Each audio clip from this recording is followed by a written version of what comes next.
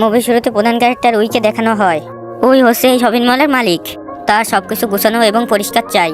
সে তার শপে একটা শেলফে ময়লা দেখে এবং ব্যাগ অগোছালো অবস্থায় ছিল এবং সব কর্মীকে চাকরি থেকে বাইর করে দেয়। এরপর আরেকটি শপে গিয়ে একটি ছেলেকে দেখে। তার দিকে তাকিয়ে সে অবাক হয়ে যায়। ছেলেটির নাম জায়ান। তখন একজন মহিলা বলে সে একটি প্রোডাক্ট কিনেছে কিন্তু প্রোডাক্টটা ভালো না এবং সেই শপের মালিককে আজে বাজে ভাবে গালাগালি দিচ্ছিল। ওয়ের ম্যানেজার এসব না দেখার জন্য নানাভাবে বাধা দেয়, কিন্তু ওই দেখে নেয় এবং সে কাস্টমারের সাথে ঝগড়া বাঁধিয়ে দেয়। তখন সেখানে জায়ান আসে। জায়ান এই মহিলাটাকে একটি অফার দেয়, বলে আমাদের মল থেকে শপিং এবং মেকআপ করলে আপনাকে বিশেষ ডিসকাউন্ট দেওয়া হবে। এইসব কথা শুনে মহিলাটি তার ঝগড়া বন্ধ করে ফেলে এবং বলে এই সেলসম্যান অনেক স্মার্ট এবং বলে কত সুন্দরভাবে এই সিচুয়েশনটি হ্যান্ডেল করেছে।